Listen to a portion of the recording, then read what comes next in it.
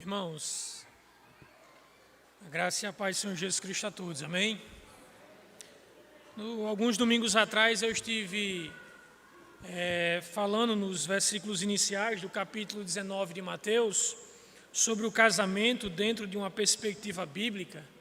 E hoje eu queria dar continuidade no restante do texto que Jesus trata sobre, ainda no casamento, mas já passando para uma perspectiva diferente, sobre aqueles que continuam solteiros. E eu queria falar nessa noite sobre solteiros, uma perspectiva bíblica. Nos versos anteriores, casamento, uma perspectiva bíblica. Eu quero convidá-los a abrirem comigo Mateus 19. Nós iremos ler os versos 10, 11 e 12, que é a continuação das palavras de Jesus que eu utilizei no sermão passado. Diz assim a palavra de Deus: os discípulos então disseram: se essa é a situação do homem em relação à sua mulher, não convém casar.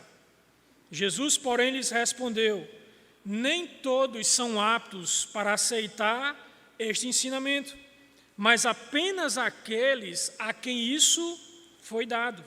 Porque há eunucos de nascença e há outros a quem os homens fizeram tais. E há outros que ainda se fizeram eunucos por causa do reino dos céus. Quem é apto para aceitar isso, que aceite. Meus irmãos, é provável que nem todos os solteiros que me escutam nessa noite ou me escutarão depois pelo canal do YouTube casem. É provável sim que talvez um de vocês, talvez você, termine os seus dias de vida sem nunca ter tido um cônjuge para chamar de seu. Mas eu quero deixar claro, meus irmãos, desde já para todos vocês, que a vida, ela não começa depois do casamento. Existe vida fora do casamento. Existe vida, meus irmãos, para aqueles que estão ou ficarão solteiros. Mas, infelizmente, e eu digo infelizmente mesmo, essa não é a realidade, esse não é o entendimento da maioria dos jovens cristãos. Embora, meus irmãos, atinja com mais facilidade as mulheres, não é muito difícil, meus irmãos, ver homens idolatrando o casamento, achando que a vida só fará sentido se eles forem casados. E é justamente, meus irmãos, por causa desse tipo de pensamento que muitos solteiros, muitos cristãos solteiros, na casa dos 30, acabam, meus irmãos, casando com qualquer um que aparece. É tipo aquele ditado: eu já estou no fim da feira. Já estou no fim da festa, o que aparecer aqui eu estou pegando.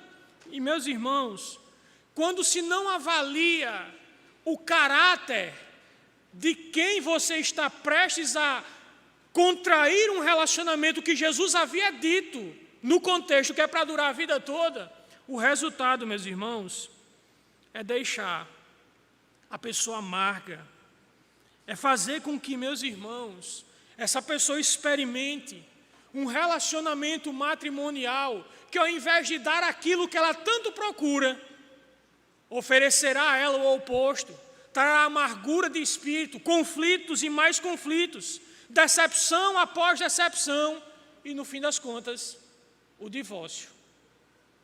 Parecerá a melhor das condições.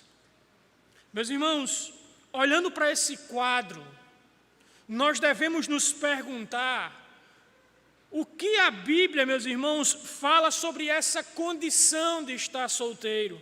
Qual é o entendimento bíblico para uma condição que atinge tantas pessoas, tantos crentes, tantos jovens cristãos e outros nem tão jovens dentro das nossas igrejas? É possível, meus irmãos, retirar desse texto pelo menos 3 lições que nos darão um entendimento bíblico sobre a condição de um solteiro. Em primeiro lugar, Primeira lição: estar solteiro por razões equivocadas não é a vontade de Deus.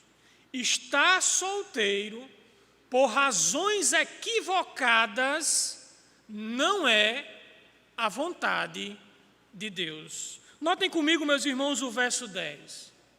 Meus irmãos, nos versículos iniciais, como eu falei, do capítulo 19, Jesus está respondendo uma pergunta feita pelos religiosos do seu tempo sobre o divórcio. Eles chegaram para Jesus e disseram assim: Jesus, é lícito se divorciar da sua mulher por qualquer motivo? E então Jesus ele vai falando sobre o casamento.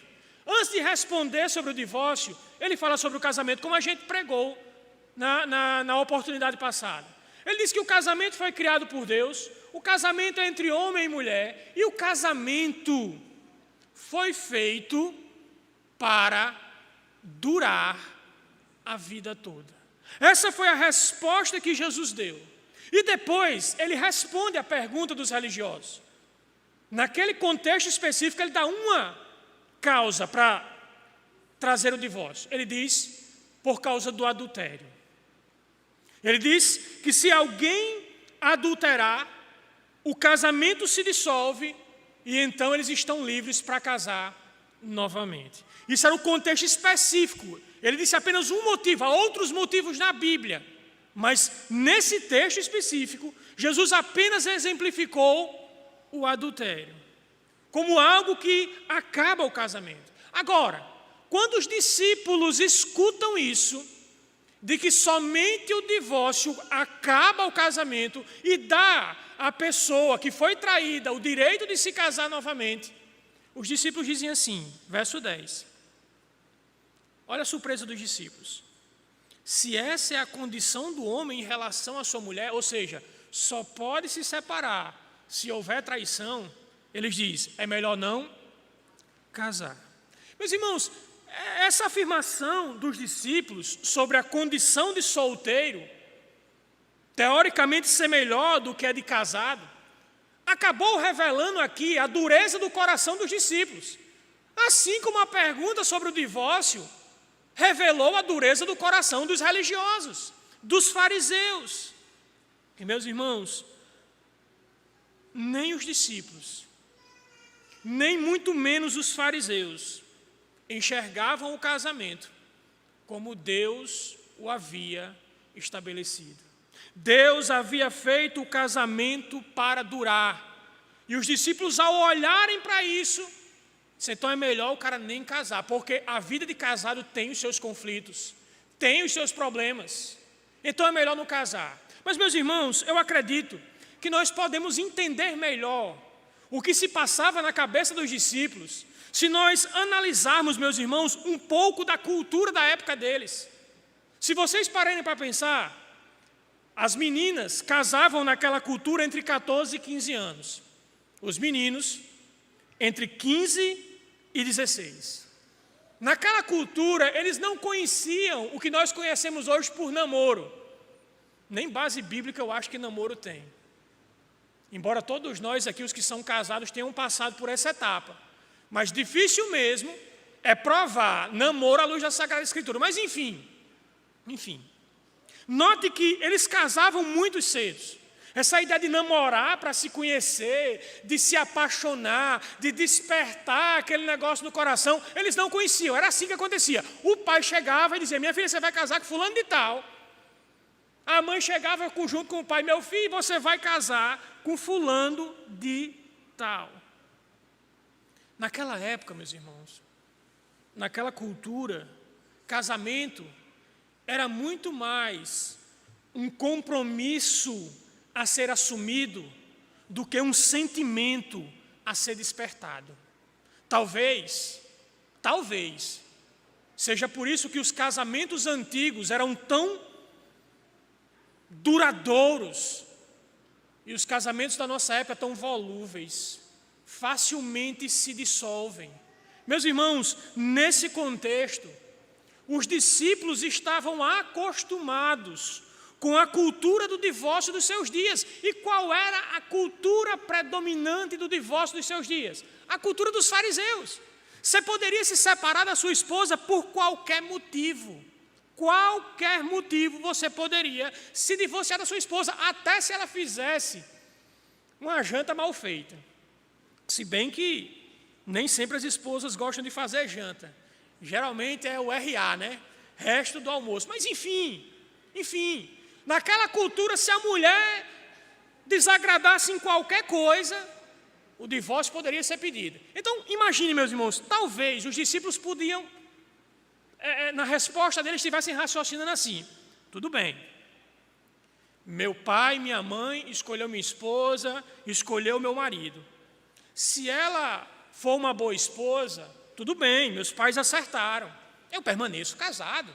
Mas se ela se demonstrar uma mau esposa, uma esposa que não sabe cozinhar, ou que faça qualquer coisa que me desagrade, eu simplesmente dou a carta de divórcio e caso de novo, porque era isso que acontecia comumente na cultura judaica, da época de Jesus. Só que aí Jesus chega lá e bota um balde de água fria. Quando os discípulos olham para essa situação, diz: pai, se a condição é essa, de só se separar por questão do adultério, e eu vou ter que passar minha vida todinha com uma mulher que só me dá trabalho, não, é melhor, meus irmãos, eu nem tocar em mulher, é melhor nem querer casamento, porque eu vou arriscar ficar casado com uma pessoa que nem foi eu que escolhi, e agora que eu vou aguentar o pato, porque meus pais erraram na escolha da minha esposa, do meu marido. Vocês conseguem perceber agora a cabeça dos discípulos? Ah, meu amigo, não, se for assim, Jesus, é melhor nem casar. Se é para arriscar, ficar casado a vida toda com uma pessoa que eu nem escolhi nem gosto, é melhor nem casar. E, meus irmãos, eu penso que é basicamente esse o mesmo tipo de pensamento que muitas pessoas do nosso tempo diriam a Jesus. Basicamente o mesmo tipo. E eu creio resolutamente que se o divórcio não tivesse ficado tão banal na nossa cultura, como era banal na cultura do judaísmo do tempo de Jesus, as pessoas pensariam 2 vezes antes de casar, e algumas pessoas nem sequer casariam. Nem sequer casariam. E eu digo isso, meus irmãos, porque no conceito da nossa cultura, casamento é um atraso. Casamento, como é que o povo gosta de dizer? Casamento é uma prisão. Não é isso que a nossa cultura diz? Casar para quê? Vai se amarrar uma pessoa pelo resto da vida? Você pode ser livre, mas que tipo de liberdade é que eles querem? Eles querem liberdade para estar com um e com o outro. Isso não é liberdade, isso é prisão do pecado na vida deles. Isso é a realidade, meus irmãos. Casamento não é um atraso. Mas quando você soma o conceito que a gente foi banhado a nossa vida todinha, minha filha não case não, você está vendo, né, minha filha? Tem mãe que gosta de ajudar, né? Case para tu ver, case. O conceito de casamento, meu irmão, você não atrasa, a dificuldade da vida 2. Quem é casado sabe do que eu estou dizendo. A vida 2 é uma vida complicadíssima. São 2 pecadores. Aquela ideia de felizes para sempre é mentira. Eu não fui enganado não nessa parte aí. Eu sabia desse troço aí bem direitinho. Mas é mentira. Viveram felizes para sempre. Só em desenho. Só em desenho. A realidade do casamento é 2 pecadores lutando para dar certo. Lutando para fazer, meus irmãos, dar certo. E assim como os discípulos, meus irmãos, nós precisamos ter uma visão muito clara do casamento. Deus não usou o casamento apenas para povoar a terra, não, como eu falei na primeira pregação. Deus usou o casamento também para abençoar a terra. Casamentos bíblicos, casamentos piedosos, famílias fortes acabam abençoando as nações. É como o pastor Neemias pregou aqui, numa quarta-feira da Semana da Família. Quando você tem uma simples família vivendo de forma piedosa, ela vai influenciando outras. Imagine que é como um rio, começa pequeno, vai aumentando, vai aumentando, vai aumentando e se torna um grande rio, como o rio Amazonas, que nasce como um filetezinho nos Andes, mas se torna forte. Nós precisamos entender que casamento é sim algo que Deus quer, mas não para todas as pessoas. Imagine por um momento, meus irmãos, imagine só por um momento. Nós que somos cristãos, nós entendemos, meus irmãos, que sexo é apenas dentro do casamento.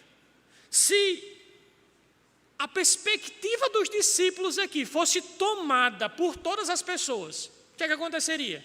Ninguém iria se casar e a raça humana, em uma questão de 100 anos, estaria extinta. Note que é loucura o que os discípulos estão propondo aqui. Estão analisando, motivados, influenciados pela perspectiva do seu tempo. Mas o casamento, meus irmãos, é uma bênção. O problema é o que nós mais vemos em nosso tempo é as pessoas querendo os benefícios de um casamento, vivendo uma vida de solteira.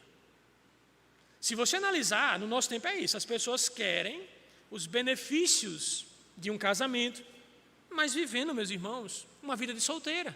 É tipo assim, o marido quer ter uma mulher em casa para cozinhar, passar, intimidade, mas aí ele quer passar o final de semana farreando fora. Ou aquele casal de namorado, né? Que aí a menina dorme na casa do menino, o menino dorme na casa da menina, que hoje está um negócio bem liberal, né? E então pronto, eles estão tendo intimidade e pronto. Mas, meus irmãos, dormir junto é até fácil.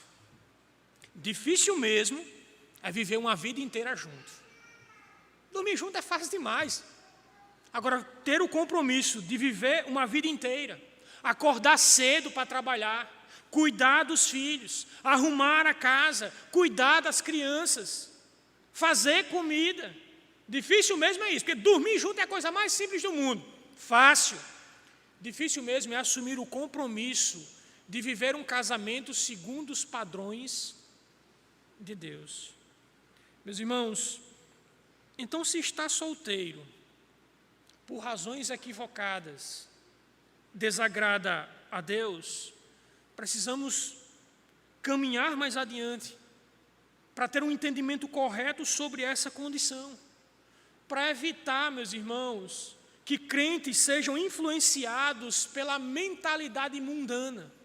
E aqui eu chego à segunda lição. Em segundo lugar, permanecer solteiro é uma vocação ou um dom concedido por Deus. Se está solteiro por razões equivocadas desagrada a Deus, permanecer solteiro é um dom concedido por Deus. Olha o verso 11. No verso 11, Jesus vai dizer o seguinte, ele rebate os discípulos. Ele diz, nem todos são aptos para aceitar este ensinamento, mas apenas aqueles a quem isso é dado. Meus irmãos, aqui nós aprendemos um ponto difícil dessa temática, um ponto muito difícil. Jesus aqui ele responde aos discípulos que disseram que permanecer solteiro era uma condição melhor, com uma resposta, meus irmãos, difícil para algumas pessoas engolirem. E o que foi que Jesus disse? Jesus disse que nem todos têm condição de aceitar esse ensino. Eu prefiro a tradução da Almeida século 21, que traduz o seguinte, nem todos podem aceitar essa condição. Nesse sentido, a Almeida século 21 traduziu melhor a palavra, porque Jesus está falando sobre a condição. Os discípulos falaram que a condição de solteiro era melhor, e Jesus diz, nem todos podem aceitar essa condição, apenas aqueles que recebem a ajuda de Deus. Meus irmãos, e essa é a mesma ideia do apóstolo Paulo. Permanecer solteiro é um dom de Deus. O apóstolo Paulo, abram comigo, por favor, 1 Coríntios capítulo 7, versículos 7 a 9. Quando Paulo está respondendo aos coríntios, perguntas sobre estar casado, perguntas sobre intimidade dentro do casamento, várias perguntas relacionadas ao casamento, o apóstolo Paulo diz que estar solteiro é um dom de Deus. Verso 7, capítulo 7, verso 7. Ele diz: gostaria que todos os homens fossem como eu. No entanto, cada um tem o dom que Deus o deu. Um, na verdade, de um modo, outro de outro. E aos solteiros e às viúvas digo que seria bom que permanecessem no estado em que também eu vivo. Mas se não conseguem se dominar, que se casem, porque é melhor casar do que arder em desejos. Meus irmãos, com base nas palavras de Paulo e nas palavras de Jesus, é fácil entender de forma muito clara que tanto permanecer solteiro como estar casado são dois dons que Deus dá a uma pessoa, que Deus concede a uma pessoa. E eu sou levado a crer, com base nisso, que algumas pessoas que estão aqui, que me ouviram, ou que ainda vão me ouvir, talvez alguma dessas pessoas tenham o dom do celibato. Você deve estar se perguntando: Moisés, e o que vem a ser, e o que significa celibato? Meus irmãos, de todas as definições que eu li até hoje sobre o celibato, a melhor que eu li foi essa daqui. O autor diz: o celibato é a capacidade dada por Deus para uma pessoa permanecer por toda a sua vida como solteira, sem sentir falta ou ser incomodada pela ausência de um parceiro conjugal. É a capacidade da pessoa estar satisfeita e não sentir falta de nada, mesmo sem ter um cônjuge. Eu sei que algumas pessoas pensam que quando casarem serão plenamente realizadas. Meus irmãos, Jesus foi um solteiro e foi plenamente realizado. A menos que você me diga que Jesus não era feliz, eu quero dizer a você que é possível encontrar significado, encontrar propósito, mesmo na solidão conjugal, mesmo sem estar casado. Mas eu preciso, meus irmãos, lembrar a vocês que há um claro indicativo que se uma pessoa não consegue controlar os seus desejos, se ele não consegue controlar os seus instintos sexuais, é muito provável que tal pessoa não tenha o dom do celibato. Então, qual é a palavra de Paulo para ela? Ele diz, verso 9, é melhor casar do que arder em desejos. Mas deixe-me fazer, meus irmãos, uma ressalva. Sexo não é o fator principal para se buscar um casamento. Ter os apetites sexuais satisfeitos não é, meus irmãos, o fator principal. Ele é uma das razões, sim, do casamento. Paulo diz no capítulo 7, no início do casamento, no capítulo 7, verso 1, que ele diz que por causa da imoralidade sexual é bom que cada um tenha a sua mulher e cada um tenha o seu marido.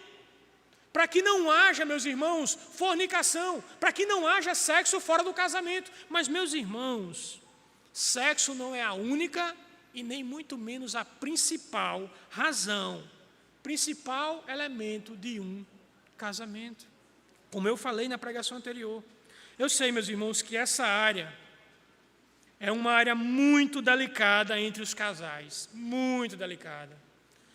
Das pessoas que eu tive a oportunidade de conversar e de acompanhar, enfrentando crises conjugais, a esmagadora maioria delas envolvia ou sexualidade, ou dinheiro, ou finanças.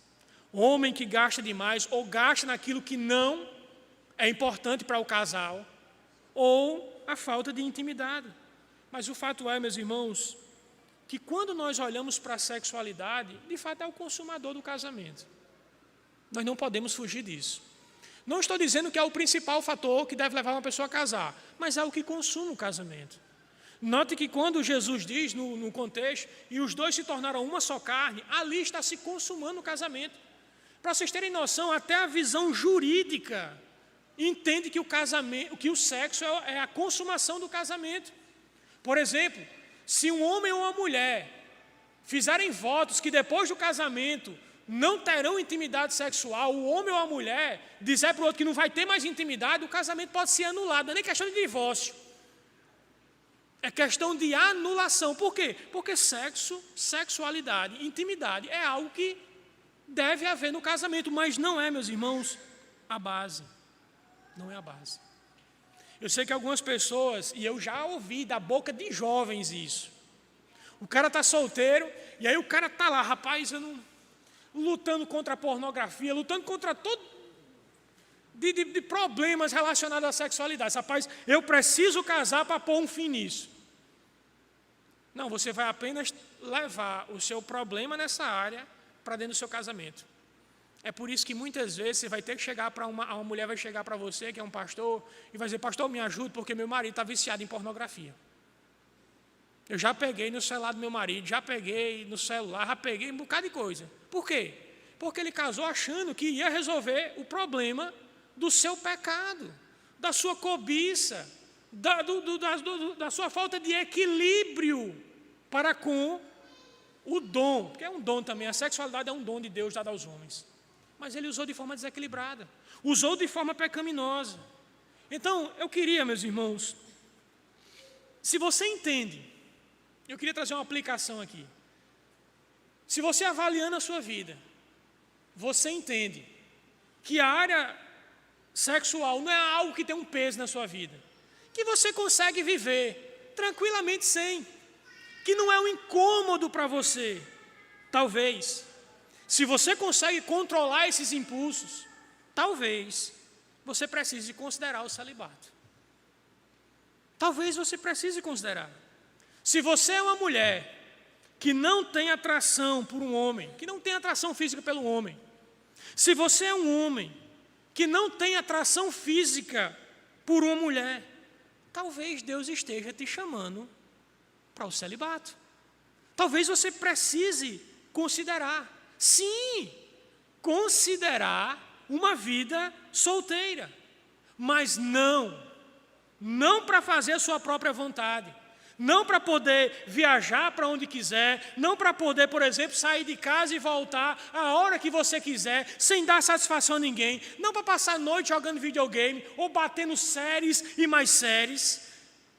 Viver uma vida sem ninguém te incomodar, sem ninguém chegar para você e dizer o que você tem que fazer. Não é para isso não que Jesus está te chamando. Jesus está te chamando, meus irmãos, para que você possa viver uma vida para a glória dele. Por mais difícil, inusitado que isso pareça, eu estou dizendo isso para você, mas se você se encaixa nessa condição, é provável, talvez, Deus esteja te chamando para um celibato. Deus esteja te chamando para desfrutar esse dom que Deus deu a você. Agora, meus irmãos, e aqui eu chego ao meu terceiro ponto. O entendimento correto dessa perspectiva bíblica, nós precisamos também entender que se uma pessoa deseja ficar solteira, que seja tão somente para trabalhar no reino de Deus. Se você é um crente e consegue controlar os seus impulsos, se você é alguém que vive tranquilamente como solteiro, sem sentir falta de uma parceria, de uma intimidade tão comum no casamento, de uma parceria emocional, de um cuidado mútuo, se você não tem esse desejo, talvez o Senhor esteja te chamando para permanecer solteiro e trabalhar para a glória dele. Meus irmãos, nesses versos, olha o verso 12 comigo. Jesus passa a explicar no verso 12 algumas pessoas na cultura antiga dele lá que acabaram ficando solteiras e nunca casaram. Ele fala aqui, meus irmãos, de 3 tipos de situações que colocavam uma pessoa na condição de solteira pelo resto da vida. Primeiro, meus irmãos, olha o que ele diz. Alguns nascem eunucos, alguns foram feitos eunucos por outros, e alguns a si mesmo se fizeram eunucos por causa do reino dos céus. Quem puder aceitar isso, que aceite. Notem, meus irmãos, que primeiro ele fala daqueles que nasceram com algum problema na região, no órgão genital, que o impossibilitava de casar, de satisfazer a sua esposa. Depois, meus irmãos, ele explica que algumas pessoas foram forçadas a isso. Para vocês terem noção, na época antiga, era muito comum os reis, os poderosos, terem várias mulheres, uma espécie de harém, né? E aí o que é que acontece? Como o homem tem várias mulheres, e com certeza ele não vai dar de conta delas, então, se as mulheres estão lá e ele não tem condição de dar de conta de tudinho, vai acontecer o quê? Uma hora ou outra essas mulheres vão querer pular a cerca. E então o que é que ele fazia? Ele comprava um escravo, castrava o escravo e botava esse escravo para cuidar das mulheres, para que não pudesse ter nenhum risco de ele ser passado para trás ou uma das suas mulheres aparecerem grávidas que não fosse ele que engravidou elas. Essa era a condição. Alguns faziam isso. Eu sei que na literatura antiga, muitas vezes os homens que foram pegos e derrotados de uma nação eram também castrados, como forma de punir pelo exército que havia vencido. Mas enfim, mas vejam, meus irmãos, que nesses dois primeiros casos citados por Jesus, a pessoa ficou solteira, muito provavelmente contra a sua própria vontade. Se ela nasceu com um problema, ou aconteceu de os homens forçarem eles a não poder mais se relacionar e casar, então provavelmente talvez eles se ficaram solteiros contra a sua própria escolha.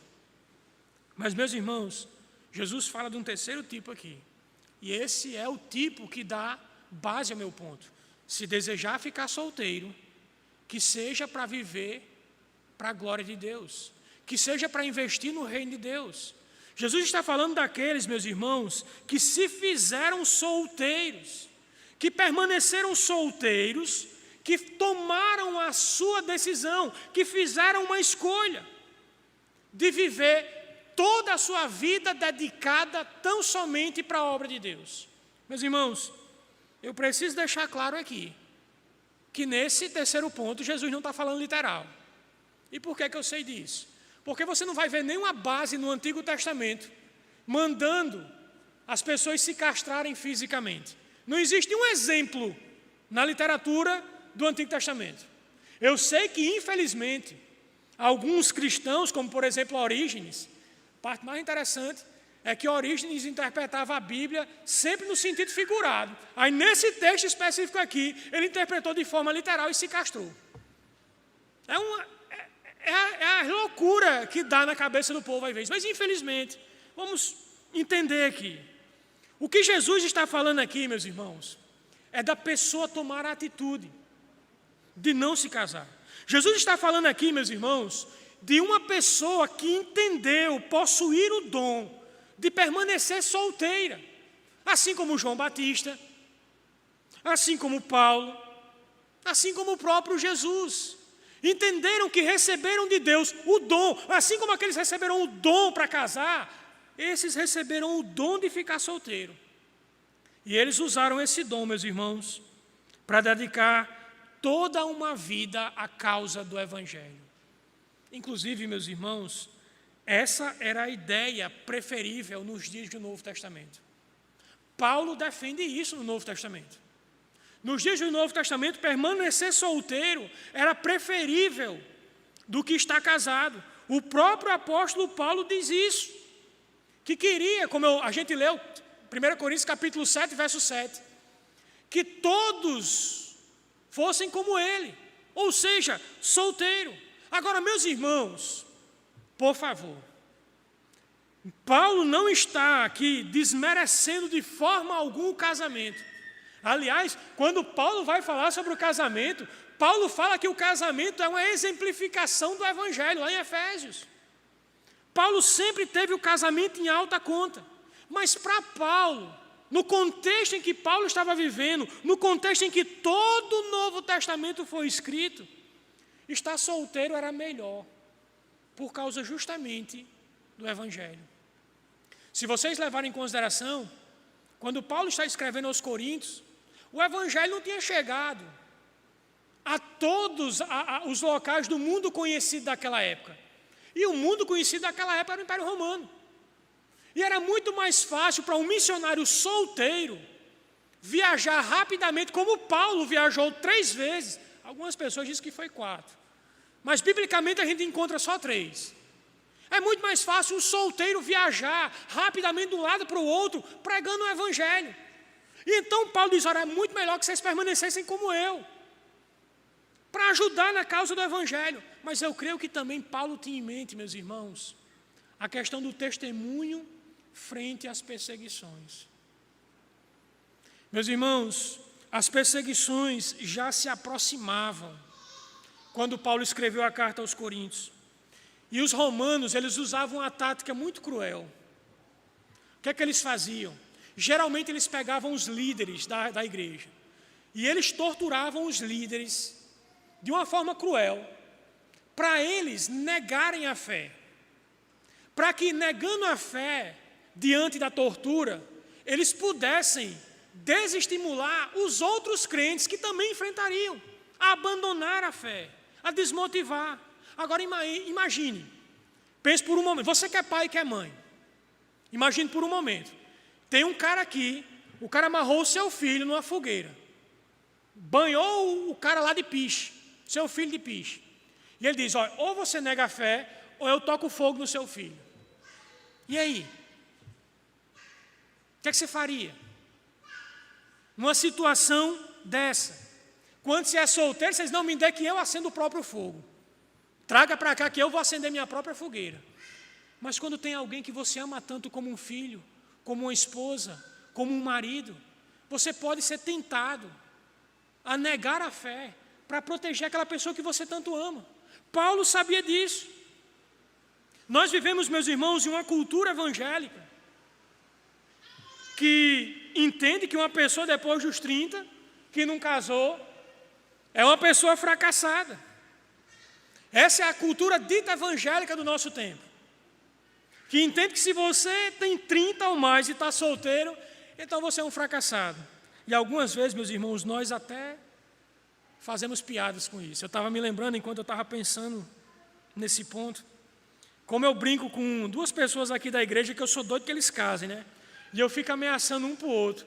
Se você não casar, vai ficar para titia. Se você não casar, vai ficar para titio. É isso que você quer? Mas, meus irmãos, eu entendo que eu estou apenas reproduzindo a cultura evangélica do nosso tempo, que diviniza o dom do casamento, esquece e ignora que o dom de permanecer solteiro também é algo que vem do próprio Deus, é algo que deve ser usado para a glória tão somente de Deus. Se você quer ficar solteiro, se você não é importunado pelas questões sexuais, que você fique solteiro para a glória de Deus. Eu queria me dirigir, meus irmãos, a você que é uma jovem ou um jovem solteiro. Por que você não vive um celibato temporário? Celibato temporário, mas já está inventando agora as coisas. Mas por que vocês não vivem um celibato temporário? O que eu quero dizer com isso? Ore, entregando sua vida conjugal a Deus. Deus, se o Senhor quiser que eu case, o Senhor vai trazer a pessoa prometida para mim. Melhor do que um santo milagreiro. E se dedique. Se dedique ao reino de Deus. Hoje eu estava revisando o sermão, agora à tarde, e eu vim beber água e eu escutei um barulho aqui na nave, né? Aí eu olhei no portão, tinha 2 jovens aqui da igreja solteiros, ensaiando. Usando o tempo que estão solteiros aqui ensaiando. E eu fiquei pensando, meus irmãos, como igreja nós precisamos incentivar os solteiros a abraçar o ministério que os casados não podem. Meus irmãos, existem, meus irmãos, afazeres dentro do casamento que impedem muitas vezes de uma pessoa servir a Deus de uma forma integral, de uma forma maior, de uma forma mais quantitativa. Olha o que é que Paulo diz, capítulo 7 ainda de 1 Coríntios, versos 32 e 35. Quando Paulo está pensando sobre esse ministério dos solteiros e o ministério dos casados, o tempo que os solteiros gastam com Deus e o tempo que os casados gastam também na obra de Deus. Olha o que é que Paulo diz, capítulo 7 de 1 Coríntios, versos 32 e 35. O que eu realmente quero é que vocês fiquem livres de preocupações. Quem não é casado, cuida das coisas do Senhor e de como agradar o Senhor. Mas o que se casou, cuida das coisas do mundo, de como agradar sua esposa. E assim está dividido. Também a mulher, tanto a viúva como a virgem, cuida das coisas do Senhor, para ser santa, assim no corpo como no espírito. Mas a mulher casada se preocupa com as coisas do mundo, de como agradar o marido. Digo para o próprio bem de vocês, e não impor limitações, mas tendo em vista que é decente para que vocês possam se consagrar ao Senhor sem distração alguma. Mais uma vez, Paulo não está dizendo aqui que um casado não pode servir ao Senhor. Mas sim, meus irmãos, que ele tem menos oportunidade e tempo para fazer isso. Por exemplo, às vezes os jovens me chamam para sair depois do culto. Às vezes vão comer, às vezes vão para uma praça, ficam até altas horas. Eu fico imaginando, seria uma ótima oportunidade eu estar com esses jovens para poder falar da fé, para poder ensinar teologia, ensinar a Bíblia, aconselhar em questões em que eles estão com dificuldade. Mas eu acho, meus irmãos, que a minha esposa, e nem mesmo o mundo acharia interessante, eu que sou casado, 12 horas da noite, com um bando de jovens numa praça, enquanto a minha esposa e os meus filhos estão em casa. Acho que não seria muito interessante não, seria? Mas se eu fosse solteiro, eu estaria livre dessa preocupação. Quando você está solteiro, você tem oportunidades infindas de servir ao Senhor. Pense, por exemplo, naquelas pessoas que são casadas e têm que ensaiar. Tempo que eles poderiam gastar com suas esposas ou fazendo outras coisas que são importantes com a sua esposa. Mas eles estão ensaiando. Pense no sacrifício dos casados. Talvez se você está solteiro aqui nessa noite, Deus quer chamar você a um celibato temporário. Se for da vontade de Deus que você case, Ele vai dar direcionamento. Mas não se apoquente. Não fique preocupado porque você chegou na casa dos 30. Eu digo isso rindo porque às vezes eu vejo uma preocupação exacerbada de algumas pessoas com o casamento. Como se o casamento fosse dar a elas uma identidade, um sentido da própria existência. Então, se você está solteiro, como Paulo está dizendo aqui, sirva ao Senhor. Se dedique para fazer a obra do Senhor. A obra do Senhor tem muito a crescer. Mas deixe-me terminar com duas aplicações. Primeiro, eu quero me dirigir a você que está solteiro contra a sua própria vontade. Ou por falta de opções. Afinal, achar um crente maduro e piedoso está igual a encontrar o condor da Califórnia, né? É quase em extinção. Mas se você está nesse, que eu chamaria de celibato forçado, eu quero, meus irmãos, que você me entenda e que você entenda que quando Deus te deixa solteiro, não é porque Ele está lhe punindo, porque você perdeu um bocado de oportunidade, né? Tem gente que chega numa idade e diz, meu Deus, perdi a oportunidade. Tipo assim, um cara que nem Solano, sei lá, uma pessoa que nem Natália. Está entendendo? Às vezes a pessoa chega, e a pessoa chega no final da vida e olha assim, meu Deus, eu tive a oportunidade e não casei. Eu quero dizer, meus irmãos, que Deus não está te punindo, deixando você uma pessoa solteira. Na verdade, Deus está te dando oportunidades a mais, que pessoas casadas não têm. Deus está te dando, meus irmãos, o privilégio. Vamos ser bem sinceros. Você acha que um Deus que dividiu o Mar Vermelho não poderia juntar dois corações? Então, se você deseja casar e ainda não está casado, entenda, meus irmãos, que o Senhor é soberano. O Senhor controla tudo, inclusive a nossa solteirice. E, meus irmãos, quando Ele deixa uma pessoa solteira, não é também porque Ele não o ama. Eu sei que algumas pessoas, como eu falei, vão passar a vida inteira solteiras, sem casar. Mas eu creio que muitas vezes, na verdade todas as vezes, Deus dará uma graça especial àqueles que Ele não deu o privilégio de casar. Eu sei que algumas pessoas podem pensar, Moisés, mas fulano de tal não casou porque foi muito seletivo. Esperou a pessoa perfeita e a pessoa perfeita não veio. Mas mesmo assim, nosso Deus controla tudo. Não existe, como diria, acho que foi John Piper, quando você acorda de manhãzinha e tem aquela resta de sol, você pensa que sua casa está limpa, né? Mas está cheio de poeirinha dançando naquela fresta de sol. Aquelas poeirinhas que estão dançando na fresta de sol, estão dançando conforme a onipotente e soberana mão de Deus. Nem aquela poeira é livre. Que dirá uma pessoa que Ele salvou, remiu e lavou com o sangue do seu próprio Filho. Então pense nisso.